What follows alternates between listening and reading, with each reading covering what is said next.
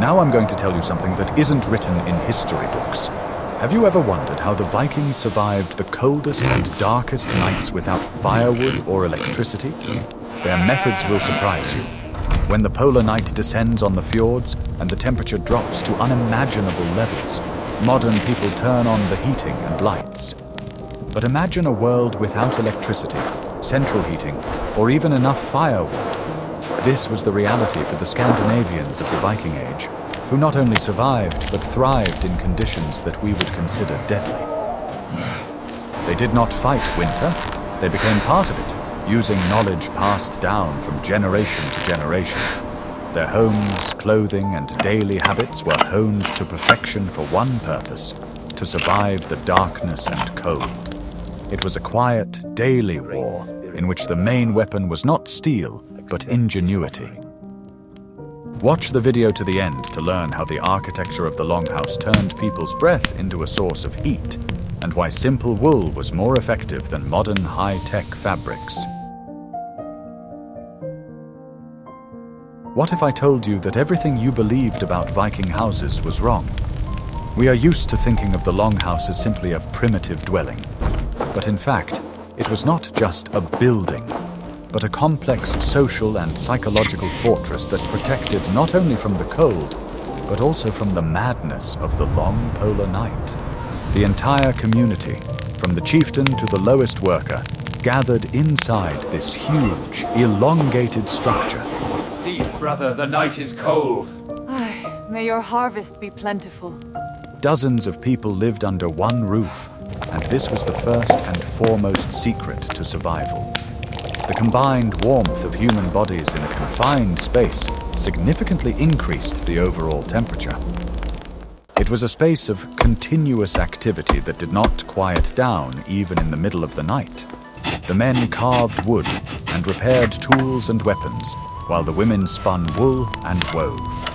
This constant activity not only generated additional heat, but also prevented people from sinking into apathy from the eternal darkness. I swear the bear was twice the size of this longhouse.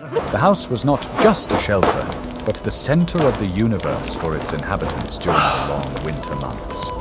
Here, sagas were told, news was shared, agreements were made, and people simply socialized. This social interaction was as important to survival as warm clothing. Ha! Another horn of mead for our guest. Indeed, may your journey be swift. The walls of the longhouse protected not so much from the wind as from feelings of isolation and fear. The Vikings understood that the main battle in winter was not fought outside, but inside the human mind. Unity and a common goal were their main shield. When the icy wind howled outside, inside the house there was an atmosphere of orderly, communal life. Everyone knew their place and their task, and this strict routine brought stability to the chaos of the polar night. No one was left alone with the cold and darkness. The stew is ready. Come and eat. Thank you. That warms the soul. That is why the longhouse was not just a dwelling. It was a living organism, a social ark that carried its inhabitants through the darkest and coldest times of the year. Its main secret was not in its architecture, but in its people. Their world was built on interdependence, where the survival of each individual depended on the well-being of all. This philosophy was woven into the very fabric of their society and their homes. Winter only intensified this feeling, making it tangible. Thus, the first step to overcoming winter was not building walls, but creating a strong community. The warmth of the hearth was important, but the warmth of human relationships was vital. This was their unconventional approach. We must remember the old ways, for they are the roots that hold us strong against the winter winds. The harvest depends on our unity. I'm very interested to hear your point of view. How important do you think community cohesion is for survival in extreme conditions today? Write about it in the comments, and don't forget to subscribe to the channel. To the gods, to the ancestors, and to the bonds that hold us together. Skål!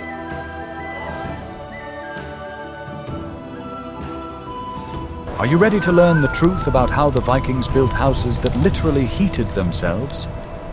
The design of the longhouse was the result of centuries of observation and experimentation. Every element of its architecture was aimed at maximizing the conservation of precious heat. The walls of a longhouse were often built using frame technology, but with one important addition. The space between the wooden posts was filled with wattle covered with clay, and the outside of the house was covered with a thick layer of turf. This layer could be up to 1 meter thick, turning the house into a kind of dugout. Turf, or peat, has excellent thermal insulation properties that are comparable to many modern materials. It protected not only from the cold, but also from the piercing wind. In winter, this layer was covered with snow, which created an additional air cushion and insulated the dwelling even better. Traditional longhouses had virtually no windows. The only openings were low, narrow doorways, which were covered with thick skins and a smoke hole in the roof. This radically reduced heat loss, although it made the interior very dark. The roofs were also covered with turf, which was laid on a layer of birch bark for waterproofing. Such a massive green roof retained heat well, preventing it from escaping upwards. In addition, its weight made the entire structure more resistant to strong winds. The shape of the house, long and narrow, was also not accidental. It allowed heat from the central hearth to be distributed efficiently throughout the living space. People and sleeping places were located along the walls, leaving the center for fire and work. The floor in a longhouse was earthen, but it was often covered with straw or dry grass. This layer served as additional insulation from the cold ground. In addition, it absorbed moisture and was easily replaced as needed. Stew is nearly ready. Good, the children are hungry. The entire structure was designed to be as airtight as possible. Low ceilings and small room volumes, with the exception of the central hall, allowed them to heat up faster and retain heat longer. It was a passive heating system that worked thanks to clever engineering. But the house was only half the battle. What if the real secret to their warmth was hidden not in the walls, but in the clothes they wore, made from a material with unique properties? In the next chapter, we will reveal the secrets of the Viking wardrobe. Storm is heavy. Stay close to the path.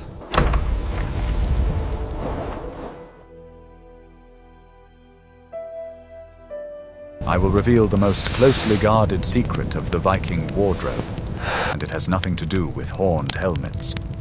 Their real armor against the cold was clothing, specifically wool.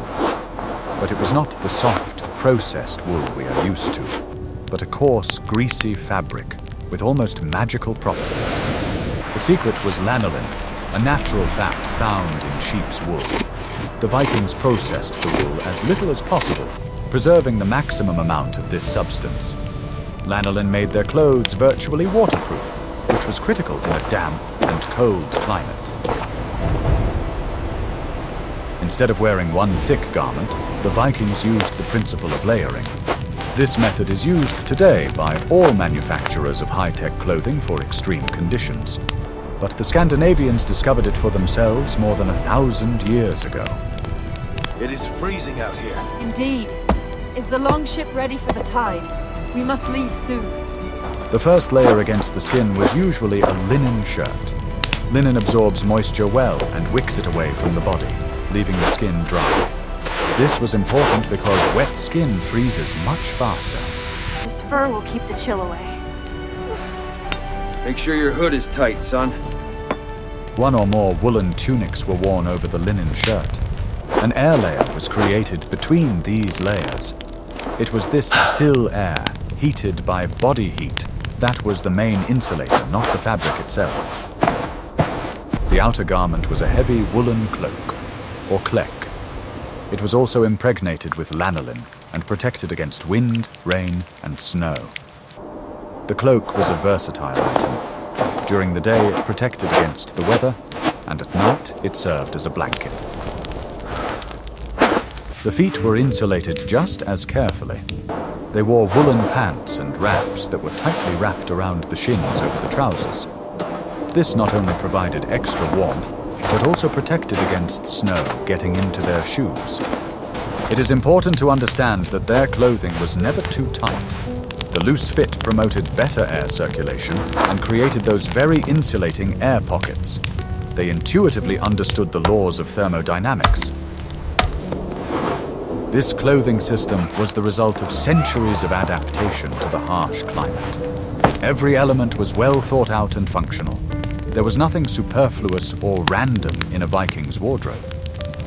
Thus, Viking clothing was not just a set of items, but a complex engineering system. It allowed them to stay dry and warm even in the most extreme conditions. This invisible armor enabled them to operate where others could only freeze.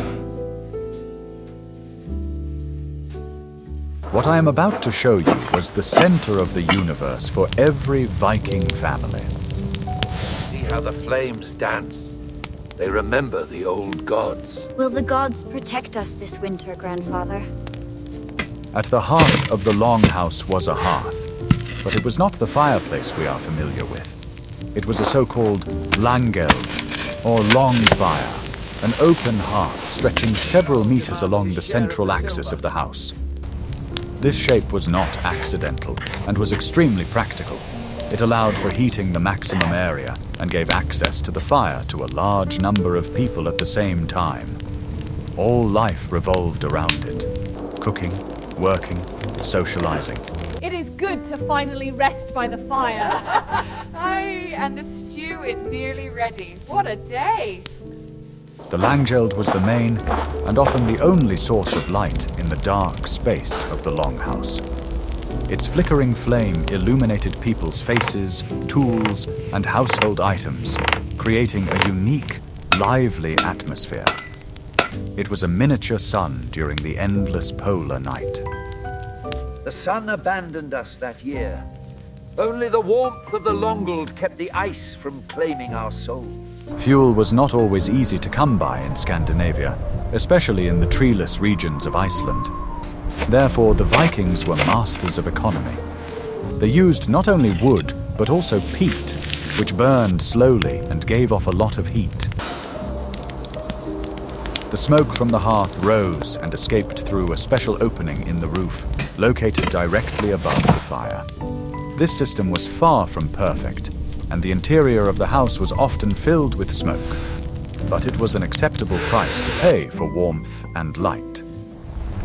The design of the smoke vent was also well thought out. It often had a small wooden chimney that could be adjusted to reduce draft and keep more heat inside. It was a simple but effective ventilation system. Benches were arranged around the fire, serving as seats, workplaces, and beds. At night, people slept as close to the heat source as possible. The cloaks they covered themselves with caught the heat from the coals that smoldered all night. Fire also had a sacred meaning. It was considered sacred, connecting the world of humans with the world of gods. Maintaining the fire was an important duty on which the life of the entire community depended. Steader now. The flame must never die, for it holds the spirits of our ancestors. The long fire was not just a source of heat. It was the beating heart of the home, around which all material and spiritual life revolved. It provided food, light, warmth, and a sense of security. Warmth holds the cold at bay tonight. Aye, and the bread is fresh from the oven this morn. But how did they cope with the smoke that constantly filled the room? In the next chapter, you will learn how they found food when the ground was frozen solid.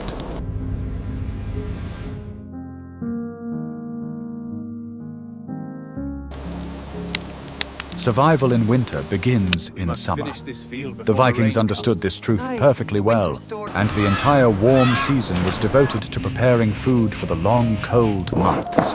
Their pantries were a real strategic reserve on which life depended. The basis of the winter diet was fish, primarily cod. It was caught in huge quantities and preserved by drying in the open air. The result was a product as hard as a board that could be stored for years without losing its nutritional properties. Meat was also preserved using salt and smoke. Smoking was one of the most reliable methods of preservation. Smoke not only dehydrated the product, but also impregnated it with substances that prevented the growth of bacteria. Dairy products played a huge role in their diet. Milk was processed into cheese and skyr, a fermented milk product similar to cottage cheese. These products could be stored for a very long time and were an important source of protein and fat. Grains such as barley and rye were carefully dried and stored in special pits or chests. They were used to make thick soups and porridges, which formed the basis of the daily diet. Bread was baked in the form of hard, flat cakes, which could also be stored for a long time. This porridge warms the soul, doesn't it? Aye. The gods have been kind with the harvest. Root vegetables such as turnips, carrots, and onions were stored in cellars or simply buried in the ground below the frost line. This allowed them to stay fresh for most of the winter. Berries and mushrooms were dried to be used as additions to dishes.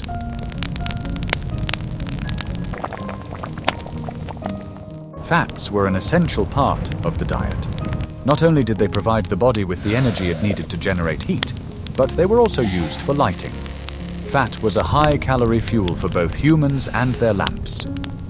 To quench their thirst and get extra calories, the Vikings brewed beer and ale. These drinks were thick, nutritious, and much safer than water from questionable sources. Winter evenings were often spent with a mug of warming ale. Thus, although the Viking winter table was not particularly varied, it was well balanced for survival in the cold. The high protein, fat, and carbohydrate content provided the necessary energy. A well-organized system of food storage made it possible to survive even the harshest season. What if I showed you how the Vikings defeated darkness without a single light bulb in the modern sense? In addition to the central hearth, which provided the main light, the Scandinavians used simple but effective lamps. These were small stone or clay bowls filled with fat. Fish oil or marine mammal fat served as fuel. A wick made of moss or twisted fabric was placed in the bowl. Such a lamp burned for a long time, although it gave off a dim, smoky light and a specific smell. This light was sufficient for doing small jobs in those corners of the house that were not reached by the flame of the hearth. By the light of such lamps, women spun and men carved. Every lumen of light was worth its weight in gold. Winter was not a time of idleness, but of hard work. It was a period of indoor work, when everything that would be needed in the next season was created and repaired. Men repaired fishing nets, made axe handles, and sharpened weapons. Women were engaged in textile production, which was one of the most important sectors of the economy.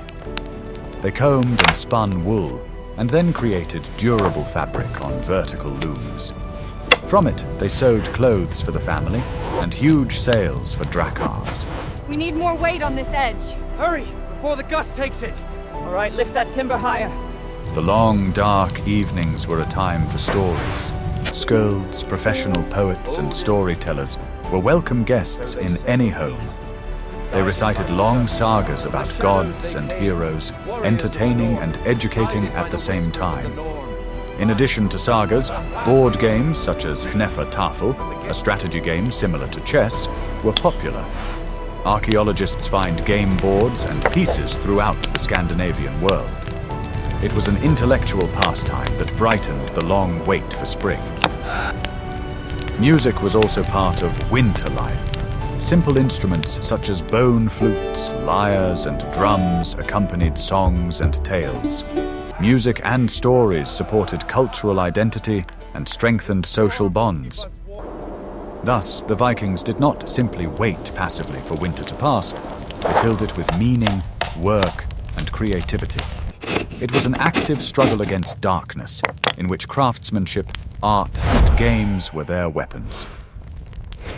What do you think the sagas told to raise morale on the darkest nights? In the next chapter, you will learn about the hygiene practices that were necessary for survival in cramped quarters.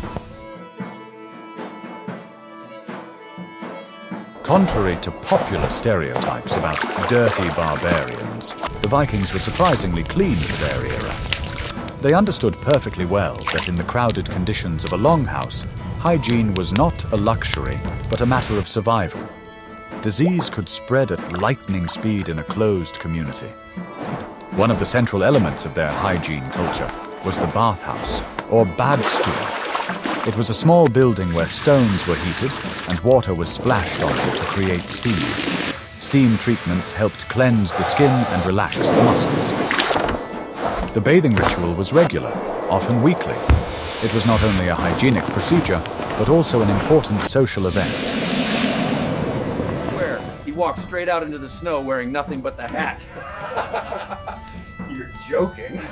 I wish I was. Did you hear about the harvest? It seems the gods have been generous this year. The Rus trade route is secure, but the Franks offer better silver. Only if we guarantee safe passage through the fjords. People met, socialized, and discussed business in the bathhouse. Archaeologists have found plenty of evidence of their love of cleanliness. Viking graves often contain bone or horn combs, tweezers, and even special sticks for cleaning ears. These items were personal possessions and accompanied their owners even after death. They regularly washed their hair and groomed their beards and mustaches, which were often braided into intricate plaits. The Arab traveler Ibn Fadlan, who encountered the Vikings, noted with surprise that they combed their hair daily. They also tried to keep their clothes clean. Woolen items were washed in cold water using urine as an alkaline detergent. Linen was bleached in the sun. Although the interior of the longhouse was smoky and dark, they tried to keep it clean. Old straw was periodically raked from the floor and replaced with fresh straw. This helped to combat debris and unpleasant odors. Of course, their ideas about cleanliness were very different from modern ones. However, compared to many other peoples of that time, the Vikings stood out for their concern for their appearance and personal hygiene. This habit undoubtedly helped them stay healthy in the harsh winter conditions. The long polar night was not only a physical, but also a difficult psychological test. The lack of sunlight, confined space, and constant cold could lead to depression and apathy. The Vikings had their own ways of dealing with this invisible enemy. The Yule festival occupied a central place in the winter calendar. It was a major celebration of the winter solstice that lasted several days. It marked a turning point when the days began to grow longer again, bringing hope for the return of spring. During Yule, large feasts were held. Sacrifices were made to the gods, and ritual bonfires were lit. It was a time of merriment that dispelled the gloom and despondency. The holiday united the community and gave people emotional release. Their complex mythology also helped them make sense of what was happening. The harsh winter was associated with the world of ice giants and the return of warmth with the victory of the gods. These stories gave meaning to their struggle and instilled confidence in the ultimate triumph of life. And so the great wolf, Fenrir, burst his chains, his jaws opening wide enough to swallow the very moon. Belief in fate, or fatum, also played an important role. Vikings believed that their path was predetermined and accepted difficulties as a matter of course. This fatalistic worldview helped them remain steadfast in the face of any trials. Rituals and ceremonies structured time and brought order to the chaos of winter. They marked important moments, gave a sense of control and connection to higher powers.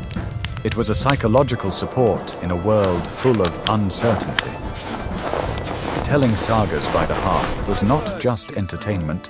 It was a way of passing on knowledge, moral norms, and a sense of pride in one's family.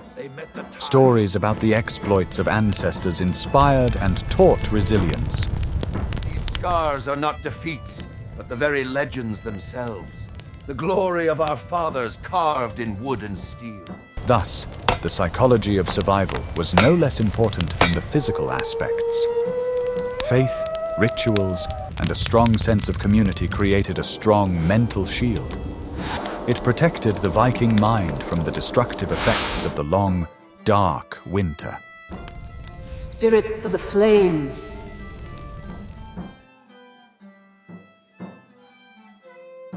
Winter was not a time of hibernation for the Vikings. On the contrary, it was the most intense period of craft activity. The longhouse was transformed into one large workshop, where everyone was busy with important work. Gently now, follow the line. Yes, just like that.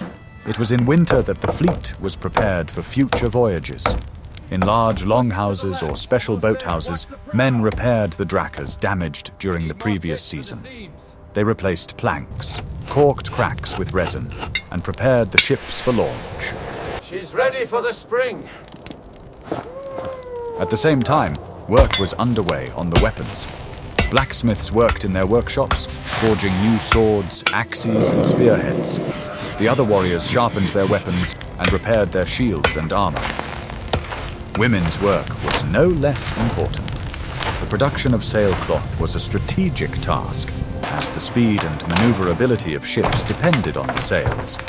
Women spun threads and wove hundreds of square meters of durable woolen fabric. In addition to global tasks, everyday tasks were also taken care of. New dishes, spoons, and bowls were carved from wood.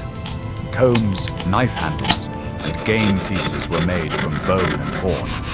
Children learned crafts by watching the adults work. They helped as best they could, passing knowledge from generation to generation. The winter months were the main school of life for a young Viking. The cold wind howls, but the fire keeps us safe. Yes, and we must teach the young ones how to keep it burning. This continuous, purposeful activity was of great importance. It not only provided the community with everything it needed, but also created a sense of purpose. Each member of the community contributed to the common future. Thus, winter was not the end, but the beginning of a new cycle. It was a time to gather strength, resources, and knowledge. Successful survival in winter guaranteed prosperity in summer.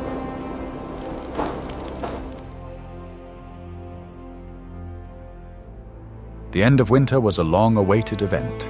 The appearance of the first rays of the sun after a long darkness was met with jubilation. It was a time of rituals dedicated to the rebirth of nature and the victory of life over death.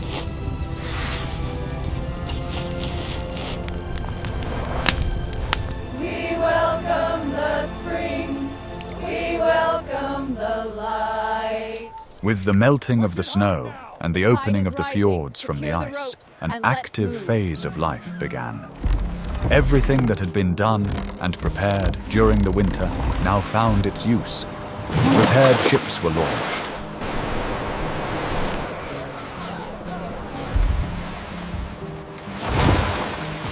It was time for agriculture. The fields were ploughed and sown with barley and rye. The harvest determined how well fed the next winter would be. For warriors, the season of campaigns began. Drakkars, equipped with new sails, set off for distant lands for trade or raids. Winter preparations now had to bear fruit. Life spilled out of the cramped longhouses into the open air. People enjoyed the warmth and light they had been deprived of for so long. The rhythm of life changed dramatically, becoming faster and more dynamic. The awakening of nature symbolized the cyclical nature of their world. The Vikings lived in harmony with these cycles, subordinating their lives to the changing seasons. Winter was a time of accumulation, and summer was a time of realization. Their ability to survive in extreme conditions was based on this deep understanding of nature. They did not try to conquer it, but learned from it, adapting and using its laws to their advantage. This was the main secret of their resilience. we can see that Viking survival in winter was a complex, multi-layered system. It included unique architecture, well-designed clothing, effective food preparation methods, and most importantly, strong social bonds and psychological resilience. They turned their homes into warm shelters and the long dark months into a time of creation and preparation. Their experience proves that human ingenuity and adaptability know no bounds. They didn't just survive winter, they used it as a strategic advantage to emerge stronger and more prepared in the spring. It's a harsh but inspiring lesson in resilience from the true masters of the North. Suggest topics for future videos that you would like to see on our channel in the comments. Which era or civilization interests you the most? And don't forget to subscribe so you don't miss our new historical investigations.